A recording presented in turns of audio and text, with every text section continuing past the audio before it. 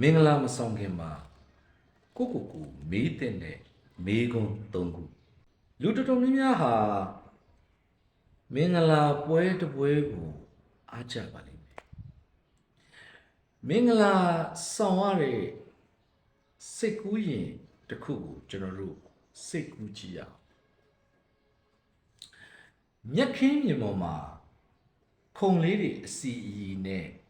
ကိုယ့်ရဲ့မိတ်ဆွေတင်ကဟအဆုံးအလင်ကကိုယ့်ကိုခြေနဲ့ပီတိတဲ့အပြုံးနေနဲ့ကြည့်အယံ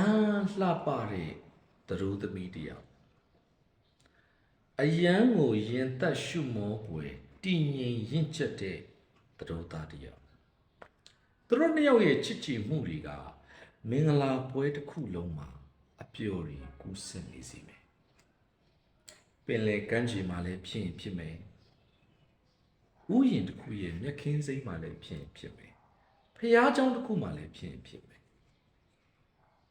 အဲ့ဒီအခြေအနေကိုလူတိုင်းစိတ်ကူးရင်အိမ်မက်ကြဖူးပါတယ်ဒါပေမဲ့လူတွေမသိတဲ့အချက်က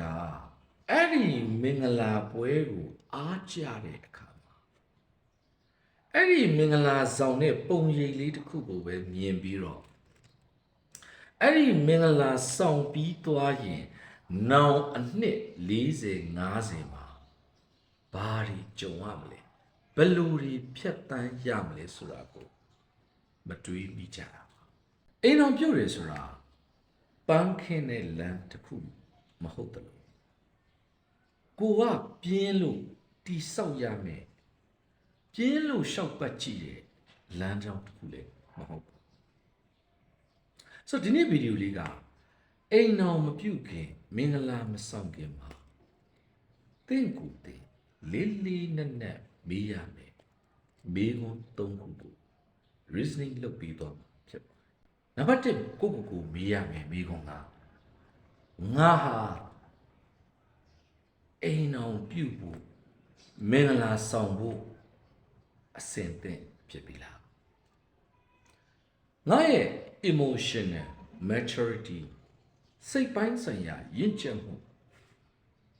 ကမင်္ဂလာတစ်ခုဆောင်ဖို့အတွက် ready ဖြစ်ပြီလား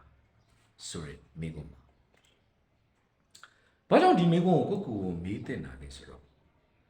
လူငယ်လေးတွေဟာတည်တည်ချာချာမစင်စားဘဲနဲ့မင်္ဂလာလွယ်ဆောင်ကြတယ်ချစ်ကြိုက်ကွဲညားကြတယ်ချစ်တာနဲ့ sex ကိုမကွဲပြားအဲ့အိမ်အောင်ပြုတ်ပြီးသွားတဲ့အခါမှာဘာတွေကြုံလာရလဲဆိုတော့ခုနက emotional maturity လို့ခေါ်တဲ့စိတ်ပိုင်းဆိုင်ရာရင့်ကျက်မှုဥပမာယောက်ျားလေးစိုက်ပဲဖြစ်မိန်းကလေးစိုက်ပဲဖြစ်စိတ်ပိုင်းဆိုင်ရာရင့်ကျက်မှုဆိုတာဘာကိုပြောတာလဲကျွန်တော်ရဲ့အိမ်တော်ဘက်ကိုကျွန်တော်တို့ခွင့်လွှတ်ပေးနိုင်ရလားကျွန်တော်ရဲ့အိမ်တော်ဘက်မှာအမှားတွေရှိထားတယ်ဒါပေမဲ့ကိုကတွဲစဉ်ကာလတုန်းကတော့ယူဖို့တိတာဆူနေတဲ့အတွက်အဲ့ဒါတွေကိုခွင့်လွှတ်ပေးနိုင်ပါတယ်လို့ထင်ခဲ့တယ်လူတိုင်းမှာအမှားရှိပါတယ်အဲ့တော့ကိုကသူ့ရဲ့အတိတ်ကိုယောက်ျားလေးပဲဖြစ်ဖြစ်မိန်းကလေးပဲဖြစ်ဖြစ်သူ့ရဲ့အတိတ်တွေသူ့ရဲ့လက်ရှိအခြေအနေတွေကိုလက်ခံနိုင်ရလားဆိုဒီအပိုင်းဟာအရေးကြီးပါတယ်ဆိုမင်္ဂလာဆောင်ပြီးလို့အိမ်မှာတစ်ချက်ရံဖြစ်ပြီးမိသားစုတစ်ခုမောင်နှံစုံတွဲတစ်ခုပြိုကွဲသွားတာထက်စရင်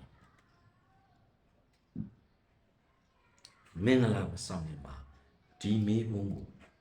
မေးဖို့အရေးကြီးပါတယ်နံပါတ်1အနေနဲ့ကိုမေးရမယ်မေးခွန်းကအခုစောက်တီလိုက်တဲ့အိမ်နောင်ရေးကိုငွေကြေးဆိုင်ရာစီမံခန့်ခွဲမှုဘယ်လိုစခန်းသွားမှာလဲဆိုရယ်မေးခွန်းပါအခုမင်္ဂလာဆောင်ကြမယ်မောင်နှံစုံတွေအဖြစ်ပေါင်းဖက်ကြမယ်ဇုံတွေဟာ အချင်းချင်းငါတို့ငွေကြီးတွေကိုဘယ်လိုစီမံခန့်ခွဲကြမလဲငါတို့ရဲ့ရှိရည်ကိုဘယ်လိုပုံဖော်တိဆောက်ကြမလဲဆိုရဲပွန့်ပွန့်လင်းလင်းဆွေးနွေးမှုလုပ်ပြီးပြီလားဒါဟာအင်မတန်ရေးကြည့်ပါတယ်ချစ်ကြိုက်နေစဉ်ကာလမှာတော့အရာရာဟာမျက်လုံးလေးမှာလှချစ်နှလုံးသားထဲမှာလည်းပျော်နေသွားနေရင်စားနေရင်ငါတို့နှစ်ယောက်ယူလိုက်ပြီဆိုရင်တော့အရန်ကိုဒီထက်မကပျော်ရွှင်မှာပဲဆိုတာလူတိုင်းစိတ်ကူးကြတဲ့အရာပါဒါပေမဲ့ဘဝလမ်းခရီးတစ်ခုဆိုတာအချစ်တစ်ခုတည်းနဲ့မလို့တော့ကမ္ဘာပေါ်မှာအိမ်အောင်ကွဲသွားကြတဲ့ဇုံတွဲတိုင်းကိုလေ့လာဆန်းစစ်မှုတွေအရာအိမ်အောင်ကွဲသွားကြတဲ့အကြောင်းအရင်အများစုသည်ငွေကြီးနဲ့ငွေကြီးဆိုင်ရာစီမံခန့်ခွဲမှုရလက်စိုးရီကြောင့်အိမ်အောင်ကွဲကြရတာအဲ့တော့ယောက်ျားလေးဖြစ်ဖြစ်မိန်းကလေးဖြစ်ဖြစ်ငါရဲ့ကျင်ဖော်သည်အကျွေးဘယ်လောက်ရှိလဲတလဝင်ငွေဘယ်လောက်ရှိလဲသူဟာငွေကြေးကိုဘယ်လိုစီမံခန့်ခွဲတတ်တယ်ဥပမာအမျိုးသမီးဘက်ကလည်းအမျိုးသားအိမ်တော်ဦးစီးကိုသုံးသပ်ရအိမ်တော်ဦးစီးကလည်းသူရှာတဲ့ငွေတွေကိုဘယ်လိုစီးစင်းမှလဲစီးတဲ့ရေဆယ်တဲ့ကတဲ့ဘယ်လိုဖြစ်အောင်လုပ်မှလဲဆိုတာကိုဇနီးတဲ့ဖြစ်လာမယ်မိမိရဲ့လက်တွဲဖို့ပွန့်ပွန့်လင်းလင်းသုံးသပ်ငွေကြေးဆိုင်ရာစီမံခန့်ခွဲမှုအစင်မပြေလာတာနဲ့အမျှညီငယ်ညီမငယ်လေးတွေတိဆောက်မဲ့အိမ်တော်ကြီးဟာခဏတာတော့ပြားရည်စမ်းတဲ့ခရီးဖြစ်ပေမဲ့မကြာခင်မှာစလဲဝင်အိုးဖင်မမဲခင်ကွဲကြလေတည်းဆိုတဲ့အခြေအနေစိုက်ဖို့ပုံများပါတယ်နောက်ထပ်မေးခွန်းတစ်ခုကမိဘအမျိုးအဆွေညီကိုမောင်နှမတွေနဲ့ပတ်သက်ရင်ကိုယ့်ရဲ့အိမ်တော်ဘက်ကဘယ်လိုခံစားမှလဲဘယ်လိုပြင်ဆင်မှလဲဘယ်လိုကင်တွယ်မှလဲဆိုရမိပေါ်မှာကျွန်တော်အိမ်တော်တစ်ခုတည်လိုက်တဲ့အခါမှာလူသားနှစ်ယောက်ပဲပေါင်းဖတ်တာမှန်ပေမဲ့တကယ်လက်တွေ့မှာကျွန်တော်တို့ဟာအမျိုးအဆွေတွေမိဘတွေအတိုင်းအဝိုင်းနဲ့နေကြတဲ့လူသားတွေဖြစ်တဲ့အတွက်အနည်းနဲ့အများတော့မိဘရဲ့ဆွတ်ဖက်မှုတွေညီကိုမောင်နှမတွေရဲ့ဆွတ်ဖက်မှုတွေအတိုင်းအဝိုင်းရဲ့ဆွတ်ဖက်မှုတွေရှိလာပါအဲ့ဒီချိန်မှာကိုယ့်ရဲ့အိမ်ကိုလာလဲမယ်မိဘပဲဖြစ်ဖြစ်ညီကိုမောင်နှမပဲဖြစ်ဖြစ်အမျိုးအဆွေပဲဖြစ်ဖြစ်တငယ်ချင်းအတိုင်းဝိုင်းတွေပဲဖြစ်ဖြစ်ဆိုအဲ့ဒီလာလေတဲ့အခါမှာပြဿနာရှိတယ်သူတို့ပြောသွားတဲ့စကားလေးဟာမင်းတို့အဆင်ပြေလားဟာဒါလေးမရှိသေးဘူးနော်ဟာမင်းမတမျိုးကြီးပဲအဲ့နေယောက်ျားလည်းတမျိုးကြီးပဲနော်ဒီလိုမျိုးတွေပေါ့ဆိုတော့ဒါတွေဟာလည်းဒီခုနကပြောတဲ့မိဘဆွေမျိုးညီကိုမောင်နှမချင်းအတိုင်းဝိုင်းတွေကလက်လွတ်စပယ်ပြောလိုက်တာလက်လွတ်စပယ်ဆွတ်ဖက်လိုက်တာဒါမှမဟုတ်စိတ်ထဲမှာဘာမှမပါပဲပြောရမှာဖြစ်ကုန်ဖြစ်ပြောမယ်ဆိုရင်ဒီမိသားစုတစ်ခုကိုဝင်ဆွတ်ဖက်တာပေါ့နော်အဲ့ဒီခါမှာဒီလင်မယားနှစ်ယောက်ဟာပြဿနာအကြီးကျယ်တက်နိုင်ပါနောက်ွယ်ပါအဲ့တော့အိမ်အောင်မပြုတ်ခင်ကတည်းကနေပြီးတော့ဒီလိုမျိုးပါတွေဆွေမျိုးတွေညီကိုမောင်နှမတွေကနေပြီးတော့ဝင်ရောက်ဆွတ်ဖက်တဲ့အခါမှာမိမိရဲ့အိမ်အောင်ဘက်ကဘယ်လိုမျိုးပြန်လေတုံ့ပြန်ကင်တွေ့မာလေဘသူဘက်ကပါမာလေ ဆိုတာပွင့်ပွင့်လင်းလင်းတခါလေဆွေးနွေးထားဖို့လိုအပ်ပါတယ်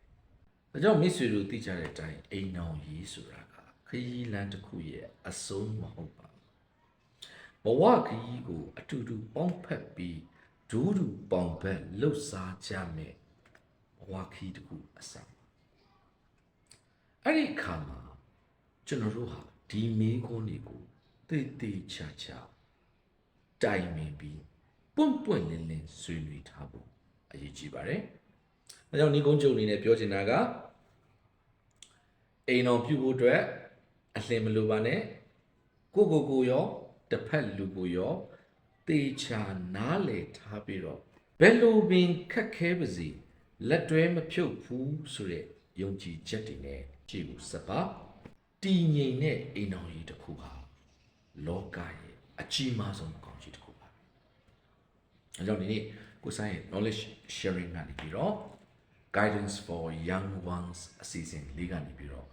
something knowledge ရတော့လိမ့်မယ်လို့ပြောနေပါတယ်။အားလုံးပဲမင်္ဂလာနေ့လေးခင်လေးပါ